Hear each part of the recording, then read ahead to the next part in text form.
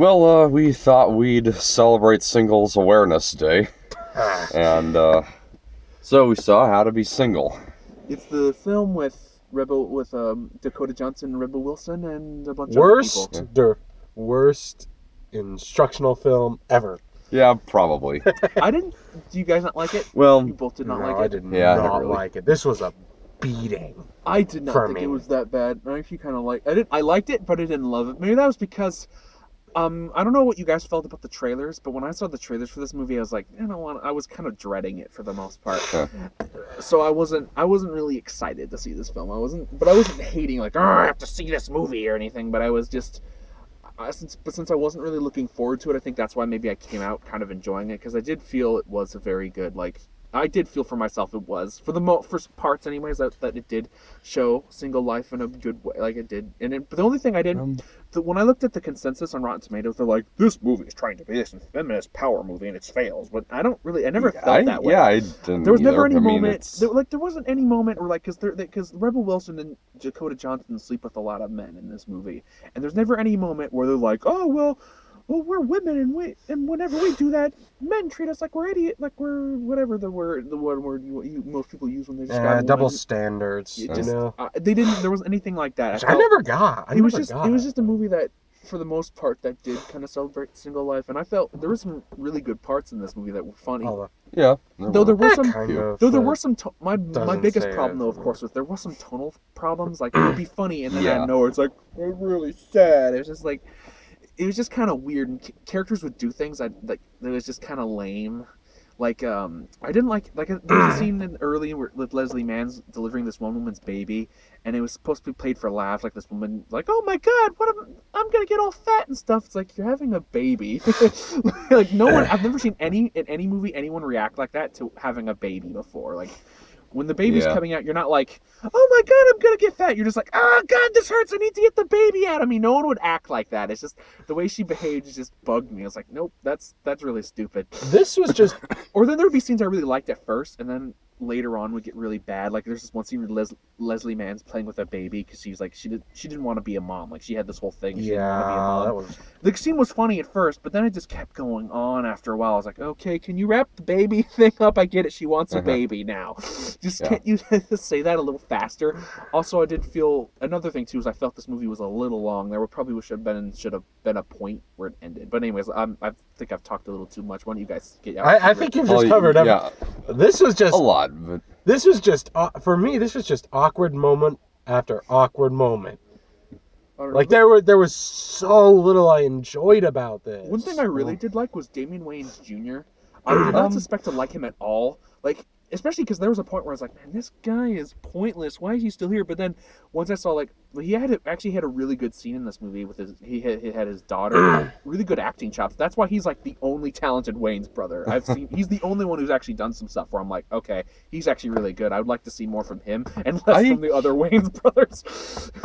I actually didn't think he was all that needed. His story arc, I guess, or at least Alice's story arc with him, it was really rushed. Yeah, it was. Well, mostly. My problem with it is I don't think they should have done the 3 months later thing. I think they should have maybe done a montage. Yeah, there was no context. It's just like 3 months later, we break up. It was kind of lame. I thought that was bad. Yeah, I think Damon Wayans Jr. actually had a more purposeful character in Land Before Time 14. Yeah, he was Wild Arms. So yeah, though I guess I had something to say and I just forgot it. I guess no. But yeah, it was. Yeah, but I actually did kind of like this. I did think there were some funny moments, and I actually did like Rebel Wilson, who I don't. If you guys know, I've told this to you guys before that I don't really like Rebel Wilson all that much. I mean, I don't hate her. She's not someone I hate. Like I see in a movie, I cringe. It's more of just I just think she's all right. She hasn't really done anything that really makes me angry, but I don't really love her. The best for me, the best relationship in this movie, much like The Choice, was the relationship between Alice and her sister. That was the best. That was the one I actually believed. One thing I did also really like was Tom and Alison Brie's character. I don't know the guy who plays Tom. I know him. I've seen him in a bunch of stuff, but I don't know the actor's name. But he plays this guy, whoever his name is, whatever the actor's name is. this bartender who's like a single guy who sleeps with a bunch of women and doesn't like, and he starts to kind of fall for Alison Brie, who's like this girl who always goes to his bar. He starts to kind of fall for her, and I'm glad that they didn't do the whole thing where they ended up together. I mean, the kind of, I guess the romantic in me did kind of want to see it, but but at the same time, I'm kind of like, yeah, it probably would have been stupid and cliched, and it would have made this movie worse than it actually was. And who she ended up with, I love the George, or whatever the actor's name, I love that guy anyway, so I'm like, I was fine with that, because I love that actor. He was like the only thing I really liked in Dirty Grandpa, which you guys didn't see, but he was one of the only bright spots of that movie. For me, everything else was just. Oh no, Dirty. Oh, I thought you were talking about Bad Grandpa. No, Dirty Grandpa. Oh, no. The one with Robert De Niro and Zac Efron, but The thing with a lot of the relationships in this movie is that they were sometimes kind of hard to follow because there are so many scenes in this movie where two people are. Did you missay? Are you talking about hard to swallow or hard to follow? Hard to follow, because there are so many scenes in this movie where two people kiss and there's someone standing nearby who's kind of like, man. I mean, it's... Oh, I want to talk about... It's hard to... Sorry. Oh. It's hard to kind of grasp at the moment who's with who.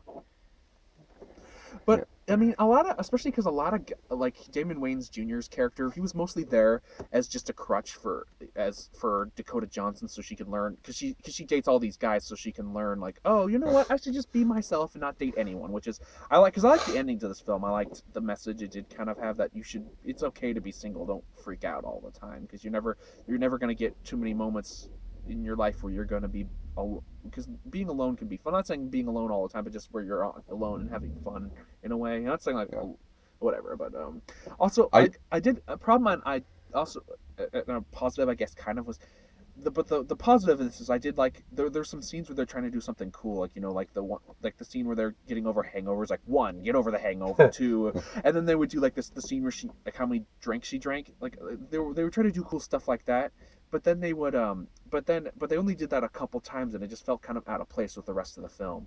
And there were some cool film moments, like the part where she was hiding from her boyfriends. That was a really cool film. The way they shot that scene was great. I love, like I said, there was really cool filming moments, I thought, in this film, for a comedy anyways, like this. I'm done. Yeah, well, I've got nothing left to say. I just want to eat some few things, but you Pop, you can go. Sorry, you were trying to say something. I kept cutting you off. Well, this is that kind of movie where it'll where only like once in a while it'll label stuff, and it's just kind of an artsy trend that they're doing a lot in rom-coms, like when she's demonstrating with all those peanuts the guy she wants, and even as she's listing off this is this and that is that, it'll just have it written on screen what that is, even though she's telling us. I know. Honestly, I don't mind that. Well, I thought those scenes were done well for the most part. And like I said, I did like the scene where she's hiding from her boyfriends. That scene was shot kind of cool. I kind of like that, because I like it when they do stuff like that, because when rom-coms are usually shot kind of boring, like the same over and over, it's just kind of lame. I don't really like that, and for a rom-com this is a little different, because the main character doesn't end up with somebody at the end, which, I mean, most of the other people do, except for Rebel Wilson and Dakota Johnson are the only ones who don't really end up, and Tom don't end up with, and Damon Wayans Jr. also, but actually I think we're led to believe that she does end up with someone in the end. Well, she turns around, but that's because she's just saying that there's only one more chance before you're single. She just turns around, and that doesn't mean she ends up with someone. It just means, like, is there someone behind her? It's kind of an ambiguous kind of thing, but it's not. But anyway. Yeah. But I don't know. Like I said, I think the reason why I like this got one a little better than you guys. Like I said, what did you guys think of the trailers? Did you guys? I didn't think much about the trailers. But I think the reason why I'm more positive on this than you guys is mainly because when I saw the trailers, I was just like, but once I actually saw the movie, it was a little better than I thought, so I was like, all right. So, but other than that, like, I don't love it. Like, I don't think this is a great film. I'm not gonna go to everyone and go, hey, have you seen How to Be Single yet? You should go see it or something. I'm not gonna be doing that anytime soon. But it's definitely not as good as the movie we're gonna see next, which I saw last, which is gonna be great. But but yeah, just that might actually save this evening.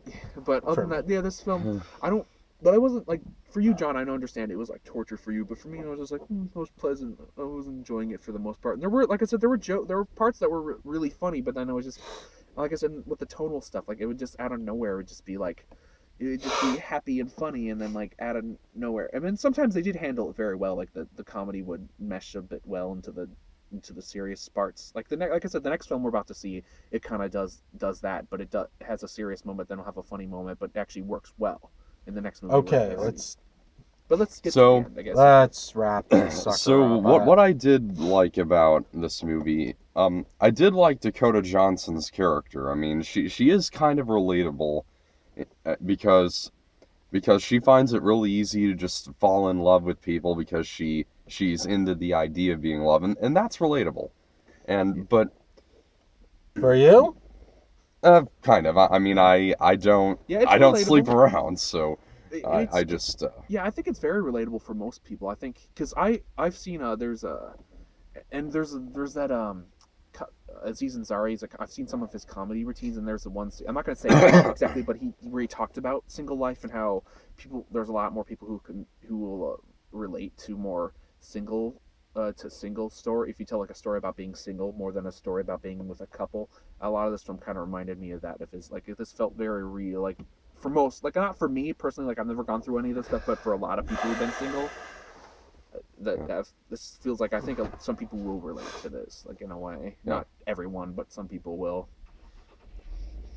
So in the end, I did think it did have a good message about making the most of the time when you're single, but I didn't think that it was demonstrated well enough, because it's just kind of... It could have been handled better, yeah. Yeah, because it's only like in the last minute where we see her kind of making the most of the time when she's single, and she's just doing voiceover over it. Excuse me. And so I feel like because the movie spends so much time on these other relationships that I didn't care about, it didn't really show enough of that message, or enough of what the movie's trying to get across. Yeah. Yeah, but I did kind of care about some of the relationships. Like I said, I did like Jamie and Wayne's, even though I did like how his story ended. Like, I love the scene. Like, if they just made this movie about him and his daughter, about him trying to... I would have loved that. That would have been great. Because he also did a really good acting job, too. Like, the scene with his daughter, he was really good. Like, I really believed him, and he did a really good job. Like, I would like to see him in, one of those comedies with, like, a serious tone. I would like to see him in that. He would do a great job, I think. Because same thing with another Wayans brothers, Marlon Wayans. Yeah. The one who's in the haunted house and stuff. He can also do a really good acting job too, and stuff. Like, he was in Requiem for a Dream, which I heard he was really good in. But the one I saw in The Heat, that was a comedy, but he was actually really good in that because he was much more toned down. It wasn't he is in the haunted house where he's always screaming and being really silly. Though he can do the really silly thing well in some things I've seen him in, but for the most part, no, not that much. Yeah, I think I would have liked this more if it had kept a more serious tone through more of the movie, because it is tonally inconsistent. And one scene that did bug me though was the scene with Rebel Wilson before the taxi cab. You don't need me anymore. Like, what the heck happened here? Because Rebel Wilson was pretty goofy through the most part. Hell, I think every time she's serious, where she's like, "You just want to hang out with me because I have sex with everyone," I was like, every time she was trying to be serious, they were trying to give her a serious moment. I was like, I don't buy it. Yeah. No. All right. But anyways, let's get let's do this. I'm hungry. Let's finish this up. Yeah. Okay. So I think I'm gonna put it a C-. I don't hate the movie, just didn't care for it much. I'm giving this sucker a D-. There wasn't like... Is that the lowest grade you've ever given a movie yet on this? Unless you give reviews? What about maybe? What about the one with the Reese Witherspoon and Sofia Vergara? He gave that a D. I gave it an F. Hot Pursuit. Hot Pursuit. That's what it's called. I keep forgetting that movie's name. The small amount of things I did like the relationship between the sisters. It's not enough to save this for me. All right. There was too many scenes where I just went, okay, somebody hang me by my scarf. Yeah. I'm done with this. You know, I really do hope that the sequel to Need for Speed is named after one of the games, Hot Pursuit, so that I can forget about that movie. Yeah, but yeah. Hey, and Dakota Johnson was in Need for Speed too. Actually, I don't want to see a Need for Speed sequel at all. Yeah. I do. Actually, I had a great time with Need for Speed, I actually would kind of hope, because I actually thought Need for Speed was actually really boring. So I'm kind of hoping for a sequel so they could try to fix that. Because I almost fell asleep through Need for Speed, except for the last race was really good. But for the most part, I felt Need for Speed was just. Okay, so we're not talking about that anyways. Let's get to the wrap up. What do you guys think? We're waiting on you. Yeah, you haven't given your grade yet.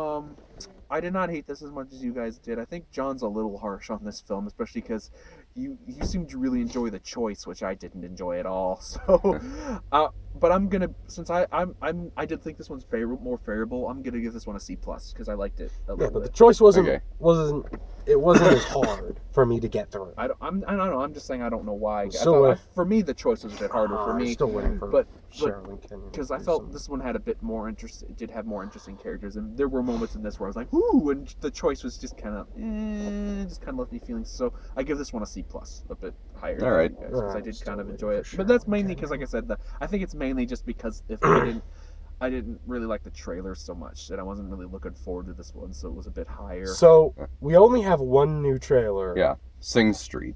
And I want to see that. That looks good. That does look good. Yeah, it does. And I've never actually seen the director's other films, Begin Again and once or something. I saw Begin Again. That was good. Was that the one with Mark Ruffalo and Keira Knightley? Yes. Yeah, I never want to. I don't want to see that one because I don't like Adam Levine, so I'm not interested. But yeah, I don't.